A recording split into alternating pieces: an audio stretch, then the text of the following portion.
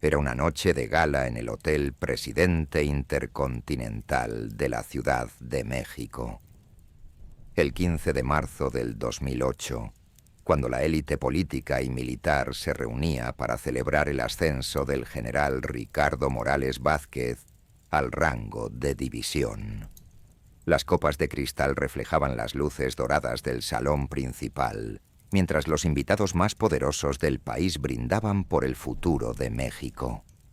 Pero lo que nadie imaginaba es que entre los meseros que servían champán francés y canapés de caviar, se encontraba un hombre cuya presencia convertiría esa elegante celebración en la noche más peligrosa de sus vidas.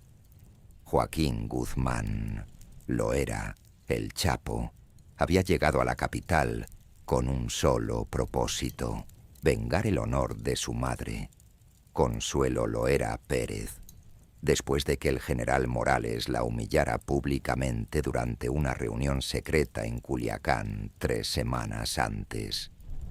Lo que el militar no sabía es que había despertado la furia del narcotraficante más peligroso de México y que esa noche de celebración se convertiría en su sentencia de muerte.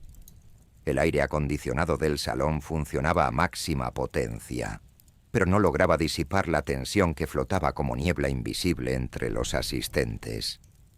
A las 9:47 de la noche, cuando el general Morales levantó su copa para el brindis principal, un mesero de complexión baja y bigote espeso se acercó lentamente a la mesa principal.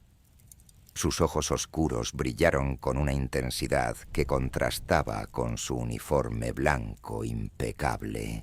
Nadie notó que bajo la charola de plata que llevaba en las manos descansaba una pistola Colt 45 dorada con las iniciales JGL grabadas en la culata.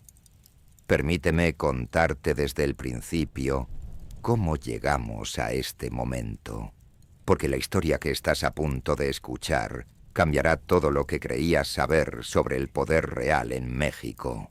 Esta no es solo la historia de una venganza, es la historia de cómo una ofensa aparentemente menor desencadenó una guerra silenciosa que sacudió los cimientos del gobierno federal y redefinió las reglas del juego entre el narcotráfico y las Fuerzas Armadas mexicanas. Antes de continuar, quiero saber desde qué ciudad nos estás acompañando esta noche.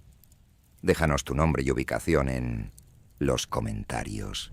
Queremos conocer a nuestra comunidad que sigue estas historias reales del narcotráfico mexicano que cambiaron el destino de nuestro país para siempre.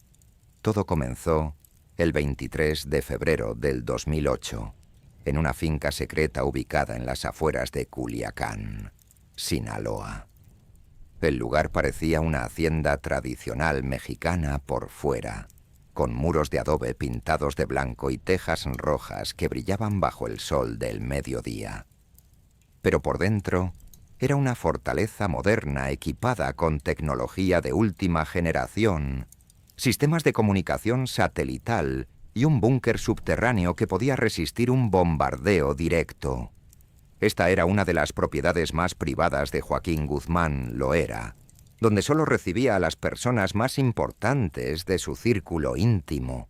Esa tarde, el Chapo esperaba la llegada del general Ricardo Morales Vázquez, comandante de la 9ª Zona Militar, un hombre de 62 años con 38 años de carrera militar impecable. Morales tenía fama de ser incorruptible, pero también pragmático. Sabía que en Sinaloa era imposible combatir al narcotráfico sin entender las reglas del juego que el Chapo había establecido durante décadas. Por eso había aceptado la invitación a una reunión secreta que, según los intermediarios, sería para discutir una tregua temporal que beneficiaría a ambas partes. El general llegó acompañado únicamente por su ayudante de campo, el capitán Eduardo Sánchez, un joven oficial de 31 años que temblaba visiblemente mientras atravesaban los jardines perfectamente cuidados de la finca. Las fuentes de cantera rosa murmuraban suavemente. mientras pavos reales paseaban libremente entre rosales que desprendían un aroma dulce que contrastaba con la tensión del momento. Morales, por el contrario, caminaba con la confianza de quien ha enfrentado situaciones de vida o muerte durante 4 décadas de servicio militar.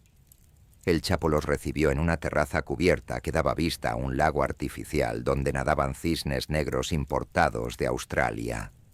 Vestía una guayabera blanca de lino, pantalones beige y guaraches de piel artesanales. Una imagen que contrastaba dramáticamente con el uniforme verde olivo del general. La mesa estaba puesta con vajilla de Talavera auténtica, copas de cristal cortado y una botella de tequila añejo que había sido destilada especialmente para ocasiones importantes. Durante los primeros 20 minutos, la conversación fluyó con la cortesía formal que caracteriza los encuentros entre hombres poderosos. Hablaron del clima, de la economía regional, de los desafíos que enfrentaba México en el panorama internacional.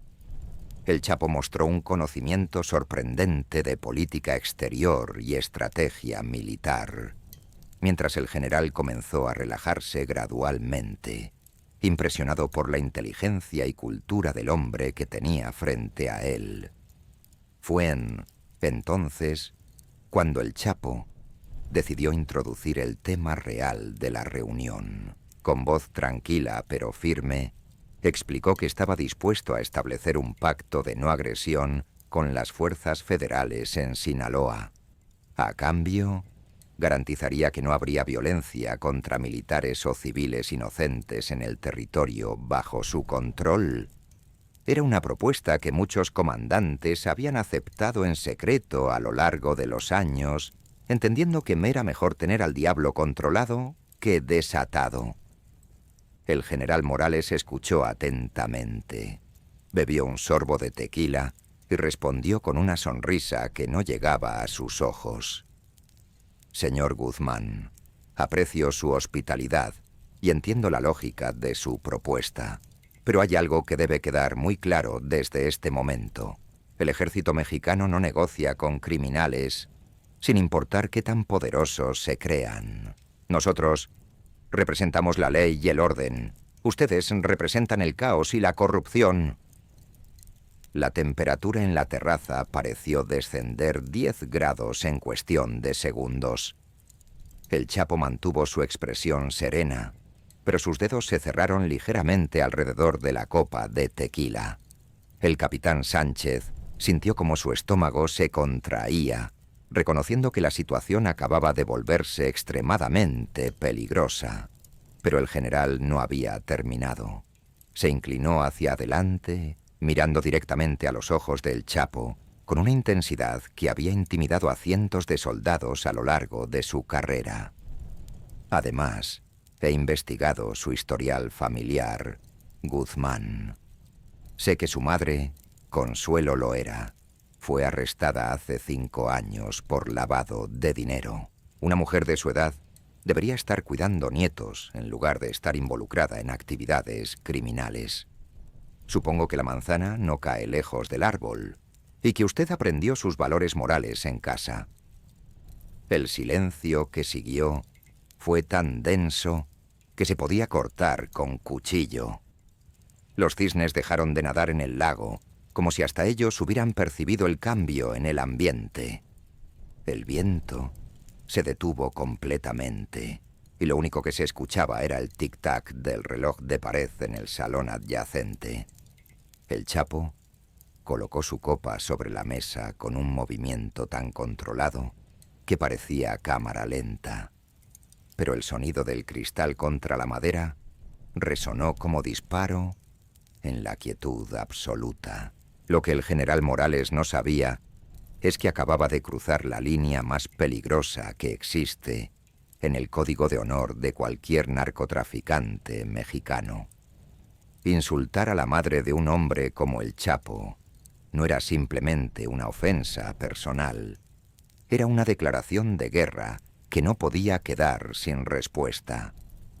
En la cultura del narcotráfico, donde la lealtad familiar es sagrada y el respeto se gana con sangre. Lo que acababa de suceder equivalía a firmar una sentencia de muerte.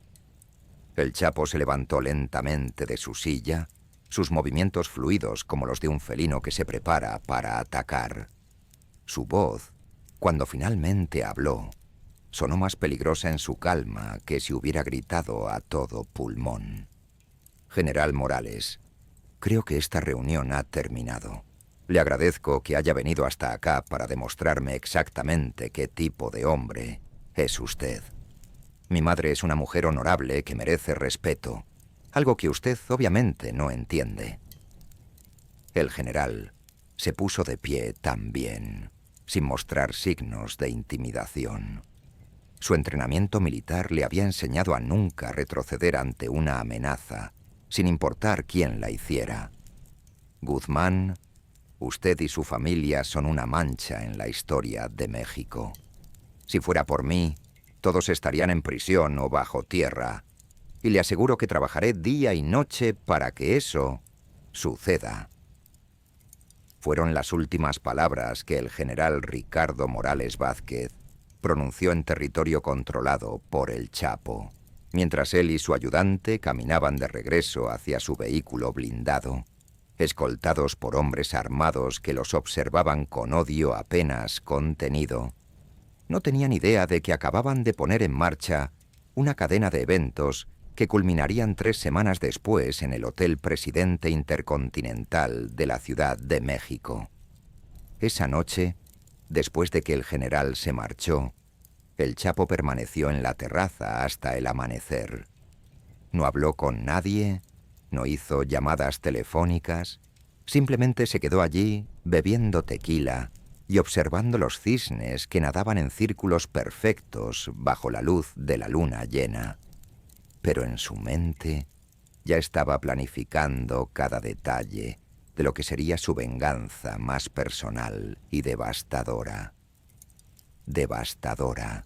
Durante las siguientes 72 horas, la organización del Chapo se transformó en una máquina de inteligencia militar. Desde su centro de operaciones en la Sierra de Sinaloa, coordinó una red de informantes que se extendía desde Culiacán hasta la capital del país. Cada movimiento del general Morales fue monitoreado con precisión quirúrgica. Sus rutas diarias, sus horarios de comida, las personas con las que se reunía e incluso los restaurantes que frecuentaba y los hoteles donde se hospedaba cuando viajaba fuera de la ciudad. Arturo Beltrán Leiva, conocido como el Barbas, fue el primero en llegar a la finca para reunirse con el Chapo el 25 de febrero. Los dos hombres se conocían desde la infancia, habían crecido en las mismas montañas polvorientas de Sinaloa y compartían un código de honor que se había forjado en décadas de supervivencia en el mundo más despiadado de México. Cuando el Barbas escuchó lo que había sucedido con el general Morales, su rostro se endureció como piedra volcánica. Ese hijo de su pinche madre se va a arrepentir de haber nacido, declaró Arturo, mientras golpeaba la mesa con el puño cerrado. Nadie, absolutamente nadie, insulta a doña Consuelo y sigue respirando. Esa señora es como mi propia madre, Joaquín. Dime qué necesitas y lo tendrás en menos de 24 horas. Pero el Chapo tenía otros planes. Esta no sería una ejecución rápida en una esquina oscura de Culiacán. El general Morales había elegido humillarlo en privado, y él respondería humillándolo públicamente, pero de una manera que enviara un mensaje tan claro y devastador que ningún militar se atrevería jamás a repetir esa ofensa. La venganza sería proporcional a la falta de respeto y se desarrollaría en el escenario más público y simbólico posible. Durante los siguientes días, el Chapo desplegó recursos que habrían impresionado a cualquier agencia de inteligencia gubernamental. Tenía contactos en todas las dependencias del gobierno federal, desde secretarias que manejaban las agendas de los altos mandos militares hasta choferes que conocían cada ruta de escape en la Ciudad de México. Su red de corrupción se había construido durante décadas con paciencia de ajedrecista, colocando peones en posiciones estratégicas que ahora podría activar cuando fuera necesario. El 28 de febrero, una secretaria del Estado Mayor Presidencial recibió una llamada telefónica que cambiaría el curso de los eventos. La mujer, que había estado en la nómina secreta del cártel de Sinaloa durante 5 años, informó que el general Morales sería ascendido al rango de división el 15 de marzo y que la ceremonia se realizaría en el Hotel Presidente Intercontinental con la presencia de los más altos funcionarios del gobierno y las Fuerzas Armadas. Era la oportunidad perfecta que el Chapo había estado esperando. Esa misma tarde, en una reunión que duró 6 horas en el búnker subterráneo de la finca, el Chapo diseñó lo que sería conocido internamente como la Operación Respeto. El plan era tan audaz que rayaba en la locura, pero también tan brillante que tenía posibilidades reales de éxito. Infiltraría la celebración más exclusiva del año militar mexicano, se acercaría al general Morales cara a cara y le daría la oportunidad de disculparse públicamente por el insulto a su madre. Si el general se negaba, lo que era casi seguro que sucedería, el Chapo ejecutaría su venganza frente a todos los testigos más importantes del país. Los preparativos comenzaron inmediatamente. El primer paso era conseguir acceso al evento, lo cual requería documentación falsa pero perfecta, uniformes de mesero del hotel y coordinación con empleados que ya estaban infiltrados en el establecimiento. El segundo paso era planificar múltiples rutas de escape que tomaran en cuenta la inevitable respuesta de seguridad que se desataría una vez que su identidad fuera descubierta. Marco Antonio Beltrán, primo de Arturo y especialista en operaciones encubiertas, se encargó de la logística. Durante 15 días, estudió cada planta del Hotel Presidente Intercontinental, desde los sótanos de servicio hasta la azotea donde se encontraban los helipuertos de emergencia. Identificó 17 rutas diferentes para llegar al salón principal y 23 formas distintas de abandonar el edificio sin ser detectado por las cámaras de seguridad. Mientras tanto, el Chapo se sometió a una transformación física que lo haría irreconocible para cualquiera que no lo conociera íntimamente. Se cortó el cabello hasta dejarlo al ras militar. Se dejó crecer un bigote espeso que cambió completamente la forma de su rostro y utilizó lentes de contacto que oscurecieron sus ojos característicos. Un maquillista profesional, contratado a través de intermediarios que no sabían para quién trabajaban, le aplicó prótesis faciales que alteraron la forma de su nariz y sus pómulos. Pero la parte más arriesgada del plan no era la infiltración física, sino la psicológica. El Chapo sabía que el general Morales era un hombre orgulloso con 4 décadas de servicio militar impecable. Jamás se disculparía públicamente, especialmente no ante alguien a quien consideraba un criminal de la peor calaña. Eso significaba que la confrontación terminaría en violencia y que él tendría que estar preparado para las consecuencias de asesinar a un general del ejército mexicano frente a cientos de testigos de alto nivel. El 10 de marzo, 5 días antes del evento, el Chapo convocó a una reunión final en la finca. Estuvieron presentes los hermanos Beltrán Leiva, Ignacio Nacho Coronel y los jefes de seguridad más experimentados de la organización. Durante 4 horas, repasaron cada detalle del plan, cada contingencia posible, cada señal de comunicación que utilizarían durante la operación. Al final de la reunión, el Chapo hizo algo que jamás había hecho antes en su carrera criminal. Se dirigió a cada uno de los hombres presentes y les explicó exactamente por qué estaba dispuesto a arriesgar todo por una cuestión de honor familiar. Mi madre me enseñó que en este mundo solo tenemos dos cosas que nadie nos puede quitar: nuestro nombre y nuestro respeto, les dijo con una voz que temblaba ligeramente de emoción contenida. Ese general de mierda atacó ambas cosas cuando insultó a doña Consuelo. Si yo no respondo, si permito que esa falta de respeto quede sin castigo, entonces todo lo que hemos construido se viene abajo. Los enemigos verán debilidad, los aliados perderán confianza y nuestra propia gente empezará a dudar de nosotros. Arturo Beltrán Leiva, que había permanecido en silencio durante toda la reunión, se puso de pie y extendió su mano hacia el Chapo. «Hermano, si tú vas, nosotros vamos contigo. Si tú mueres, nosotros morimos contigo. Si tú triunfas, todos triunfamos. Pero no vas a entrar solo a ese hotel». Uno por uno, los otros jefes se levantaron e hicieron el mismo compromiso, sellando con sangre una alianza que los uniría en lo que sabían podría ser su última operación juntos. Los últimos 5 días antes del evento transcurrieron en una tensión constante que electrificaba el aire de la finca. El Chapo apenas durmió, repasando mentalmente cada paso del plan, visualizando cada movimiento que haría una vez que estuviera cara a cara con el general Morales. Practicó con instructores de actuación cómo caminar y comportarse como mesero, cómo cargar las charolas sin llamar la atención, cómo mantener la cabeza baja sin parecer sospechoso. El 14 de marzo, la víspera del evento, el Chapo visitó a su madre en su casa de Culiacán. Doña Consuelo, una mujer de 73 años con ojos que reflejaban la sabiduría de quien ha sobrevivido a décadas de pobreza y violencia, notó inmediatamente que algo diferente brillaba en la mirada de su hijo.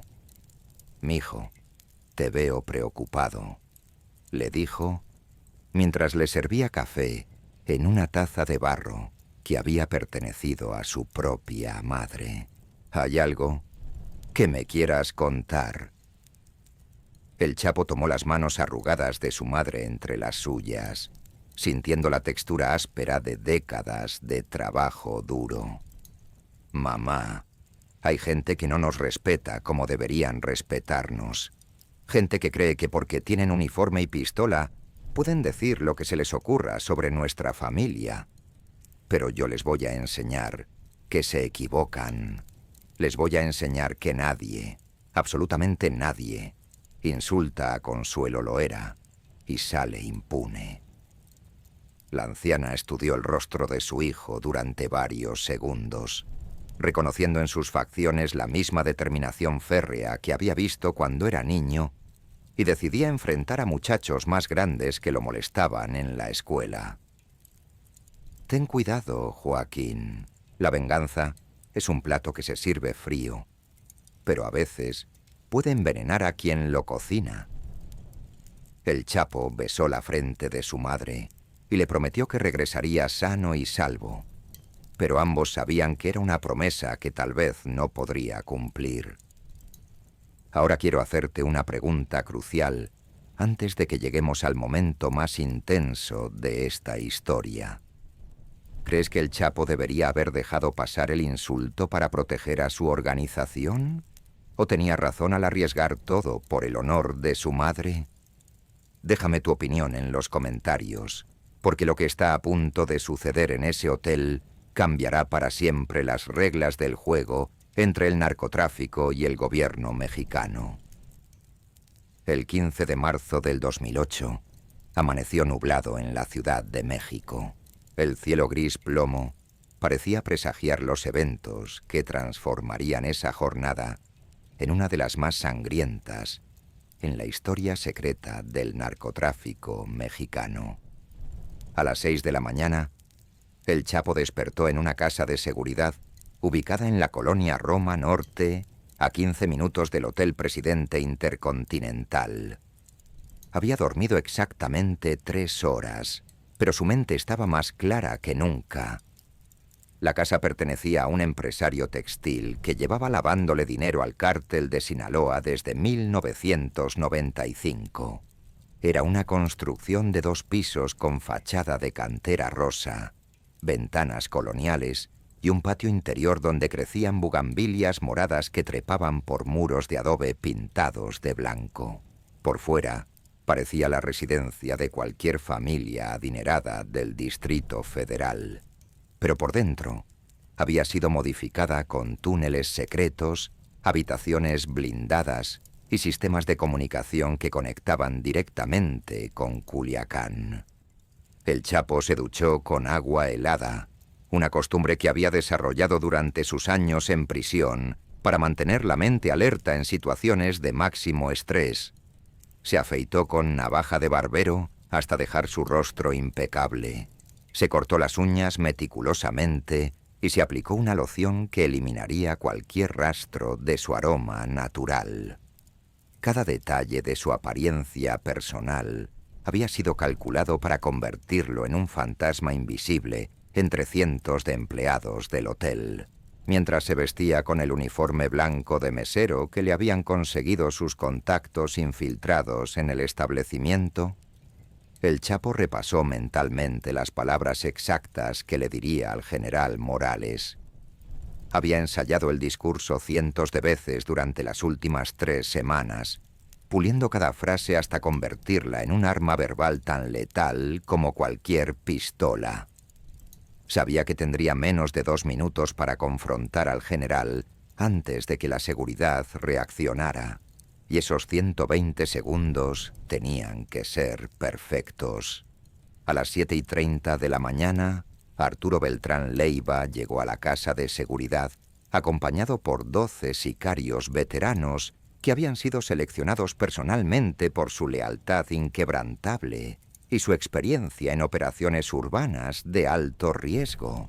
Estos hombres habían participado en las guerras más sangrientas contra carteles rivales.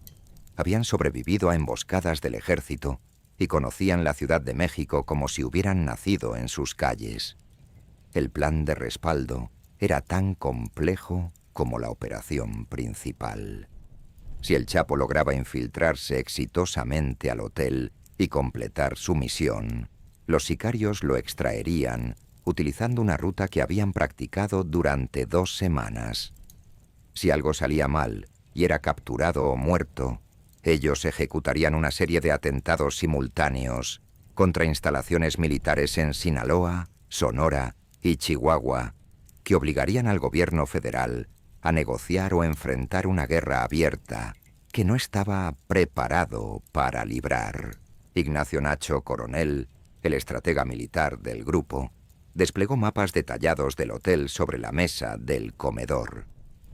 Con precisión de general de división, explicó cada fase de la operación mientras señalaba rutas de escape, puntos de control y posiciones donde estarían ubicados los francotiradores de apoyo. El hotel tiene 17 pisos, 400 habitaciones, 6 salones de eventos y 3 niveles subterráneos de estacionamiento, explicó con voz tranquila pero intensa. La seguridad estará concentrada en los accesos principales y en el salón donde se realizará la ceremonia. Pero hemos identificado 7 puntos ciegos en el sistema de cámaras que nos permitirán mover personal sin ser detectados.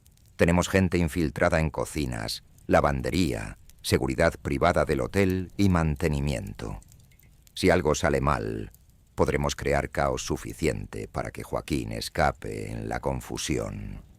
Pero el Chapo tenía sus propias reservas sobre las probabilidades de supervivencia. Sabía que una vez que su identidad fuera descubierta en ese salón lleno de generales y políticos de alto nivel, las fuerzas especiales del gobierno responderían con una violencia que haría parecer juegos de niños a los enfrentamientos más brutales que había experimentado en Sinaloa. Esta no sería una batalla en territorio conocido contra enemigos predecibles, sino una confrontación en el corazón del poder mexicano, donde las reglas del juego eran completamente diferentes.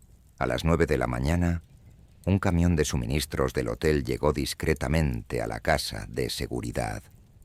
El conductor era empleado de lavandería que había estado en la nómina del cartel durante 3 años. Un hombre silencioso de 45 años que conocía cada pasillo de servicio del presidente intercontinental. En la parte trasera del vehículo venían uniformes adicionales, identificaciones falsas y el equipo que el Chapo necesitaría para completar su transformación. El maquillista profesional que había trabajado en su apariencia durante las últimas semanas llegó para los toques finales. Aplicó prótesis de silicón que alteraron sutilmente la forma de su barbilla y sus mejillas. Utilizó técnicas de sombreado que cambiaron la percepción de la estructura ósea de su rostro y colocó una peluca que modificó completamente su línea de cabello. Cuando terminó el proceso, ni siquiera los hombres que conocían a El Chapo desde la infancia habrían podido reconocerlo a primera vista. Mientras se realizaban estos preparativos finales, un equipo de vigilancia reportaba en tiempo real los movimientos del general Morales. El militar había pasado la noche en su residencia oficial de la colonia Lomas de Chapultepec.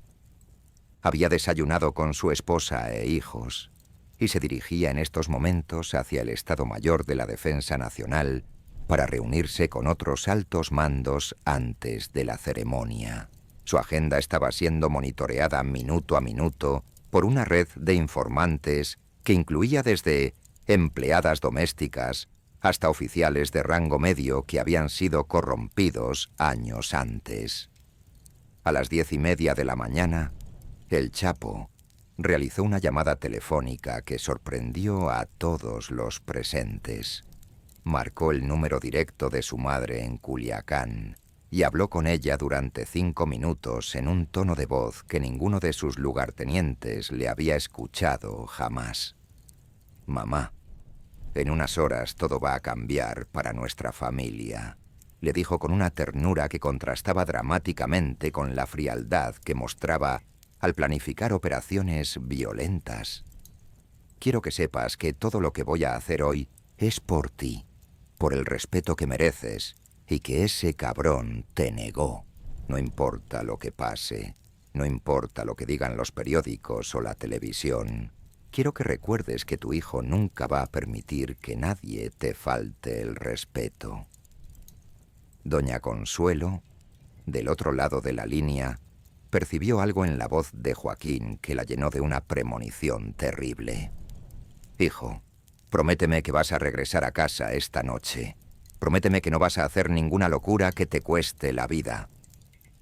El Chapo cerró los ojos, sintiendo el peso de esa promesa que sabía que tal vez no podría cumplir.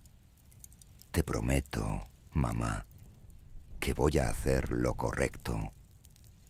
Te prometo que el honor de nuestra familia va a quedar limpio después de hoy. Te amo más que a mi propia vida. Y si algo me pasa, quiero que sepas que morí defendiendo tu nombre». La conversación terminó con un silencio que se extendió varios segundos, cargado de emociones que ninguno de los dos se atrevió a expresar completamente. A las 11:15, el equipo de infiltración se puso en marcha. El Chapo subió al camión de suministros junto con otros 4 hombres disfrazados como empleados del hotel. Sus identidades falsas habían sido construidas con documentación tan perfecta que habrían resistido cualquier verificación rutinaria de seguridad. Llevaban credenciales del Sindicato de Trabajadores Hoteleros, historial laboral fabricado que se remontaba a varios años atrás, e incluso referencias personales de supervisores que realmente existían y que habían sido sobornados para confirmar sus identidades si alguien decidía investigar. El trayecto hasta el hotel duró exactamente 17 minutos por rutas secundarias que evitaban los principales puntos de control de seguridad que se habían establecido alrededor del presidente intercontinental. Durante el viaje, el Chapo no pronunció una sola palabra, sumergido en una concentración tan profunda que parecía estar meditando. Sus compañeros respetaron ese silencio, entendiendo que su jefe estaba preparándose mentalmente para lo que podría ser el acto más audaz y peligroso de su carrera criminal. Cuando llegaron a la entrada de servicio del hotel, un supervisor de mantenimiento que había estado en la nómina del cartel durante 4 años, los recibió con naturalidad ensayada. Los condujo a través de pasillos subterráneos que olían a detergente industrial y desinfectante, pasando junto hacia empleados que se preparaban febrilmente para el evento más importante del año. Nadie prestó atención especial al grupo de trabajadores adicionales que habían llegado para reforzar el servicio durante la celebración. El Chapo fue asignado específicamente al equipo que serviría en el salón principal, una posición que le garantizaría acceso directo a la mesa donde se sentaría el general Morales. Durante los siguientes 2 horas se familiarizó con la distribución del lugar, memorizó la ubicación exacta de cada mesa, identificó las rutas más rápidas hacia las salidas de emergencia y estudió los patrones de movimiento del personal de seguridad que ya había comenzado a llegar al hotel.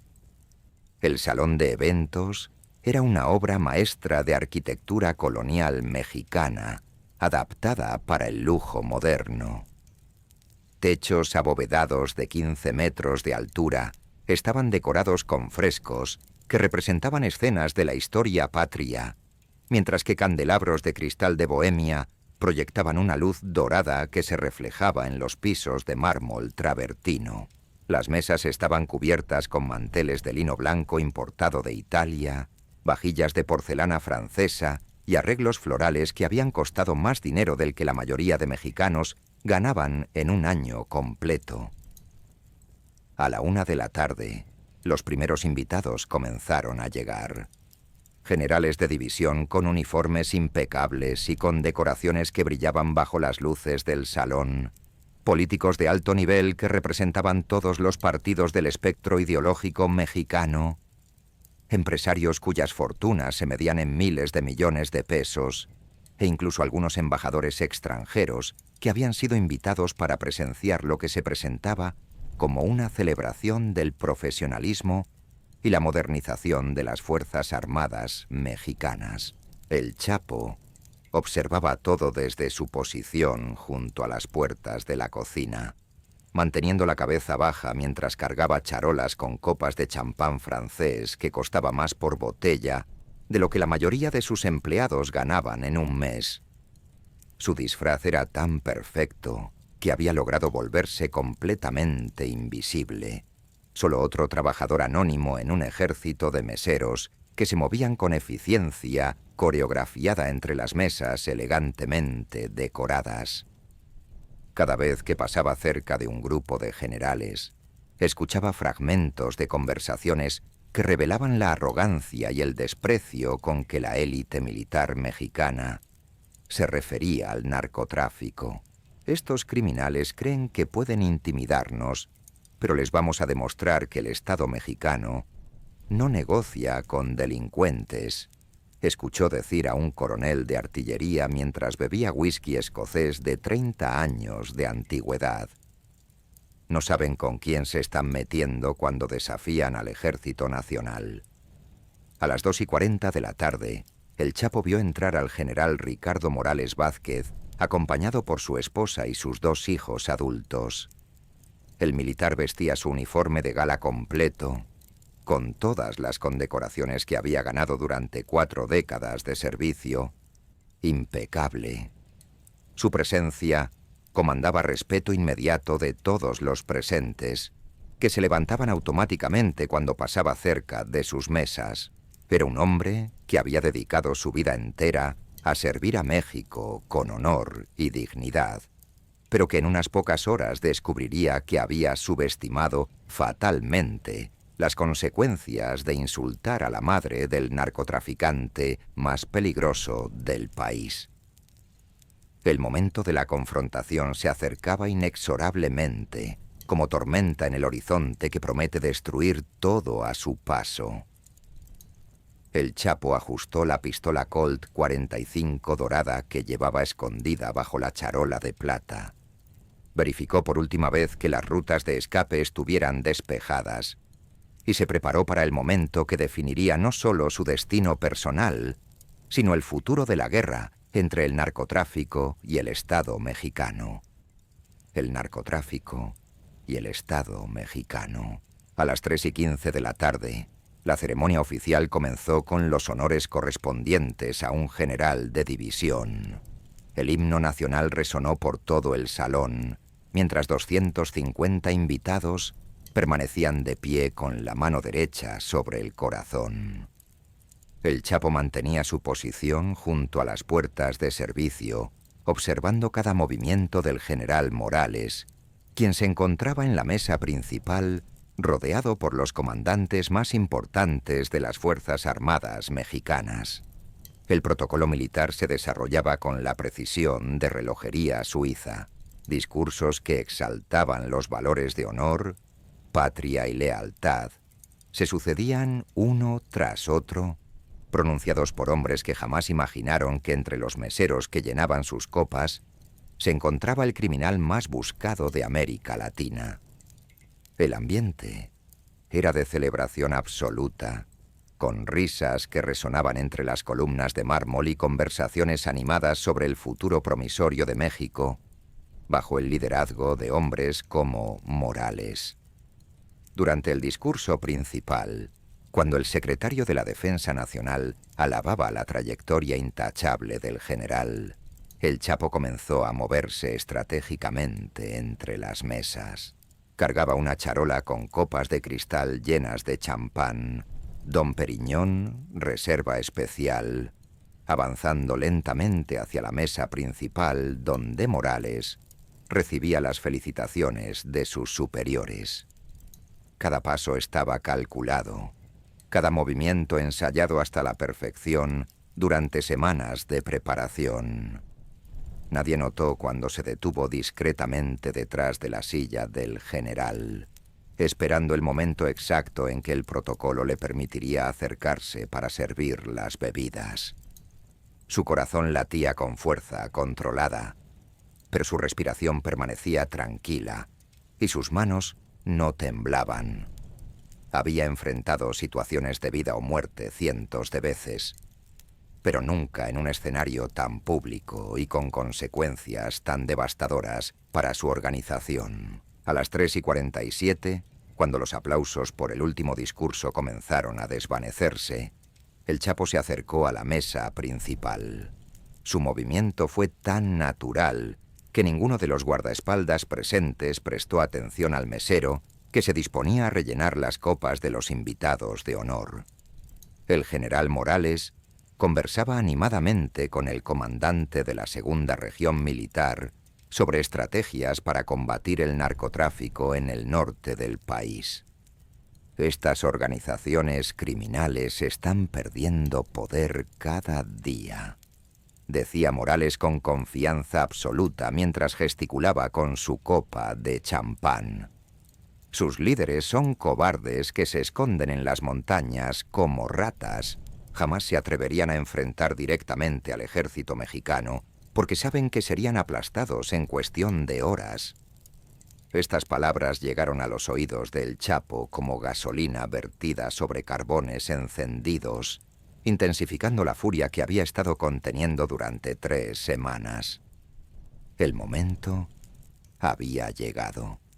El Chapo colocó suavemente la charola sobre la mesa, justo al lado del general Morales, y con voz tranquila pero perfectamente audible para toda la mesa principal, pronunció las palabras que cambiarían todo para siempre. General Morales, disculpe la interrupción, pero tengo un mensaje personal para usted. El militar levantó la vista con expresión de sorpresa mezclada con molestia. No era común que empleados del hotel se dirigieran directamente a los invitados, mucho menos durante una ceremonia oficial. Sus compañeros de mesa también voltearon hacia el mesero, algunos frunciendo el ceño ante lo que consideraban una falta de protocolo imperdonable. Morales estudió el rostro del hombre que tenía frente a él, sin reconocer inicialmente las facciones alteradas por el maquillaje profesional. «¿De qué se trata?», preguntó el general con tono autoritario que había perfeccionado durante décadas de mandar tropas. El Chapo mantuvo contacto visual directo, sin mostrar el menor signo de intimidación ante la presencia de los hombres más poderosos del país. «Hace 3 semanas, usted visitó una finca en Culiacán donde insultó gravemente a una señora de 73 años. Esa señora es mi madre, y vengo a darle la oportunidad de disculparse públicamente por esa falta de respeto». El silencio que siguió fue tan denso que parecía sólido. Todas las conversaciones en la mesa principal se detuvieron abruptamente, mientras los presentes procesaban las palabras que acababan de escuchar. El general Morales palideció visiblemente cuando la realización de quien tenía frente a él comenzó a filtrarse en su conciencia. Los rasgos faciales alterados no podían ocultar completamente la intensidad de esos ojos que había visto solo una vez antes, pero que jamás podría olvidar. Joaquín Guzmán lo era, murmuró el general con voz que temblaba por primera vez en su carrera militar. El narcotraficante más buscado de México estaba parado a menos de 1 metro de distancia, en medio de la celebración militar más importante del año, rodeado por 250 testigos, que incluían a toda la plana mayor del Ejército Nacional. Era una situación tan surreal que algunos de los presentes pensaron inicialmente que se trataba de algún tipo de representación teatral. Pero el Chapo no había terminado. Su voz se alzó lo suficiente para que todos en la mesa principal pudieran escuchar cada palabra con claridad cristalina. «General, usted dijo que mi madre era una criminal que había enseñado valores morales equivocados a sus hijos. Dijo que la manzana no cae lejos del árbol. Ahora tiene la oportunidad de retractarse de esas palabras frente a todos estos honorables testigos, o enfrentar las consecuencias de su falta de respeto». Y ahí, en ese salón dorado del Hotel Presidente Intercontinental, frente a la élite más poderosa de México, se escribió una página que jamás aparecerá en los libros oficiales de historia. El general Morales jamás se disculpó. El Chapo nunca reveló si cumplió su venganza esa noche, y los 250 testigos guardaron un silencio que dura hasta hoy.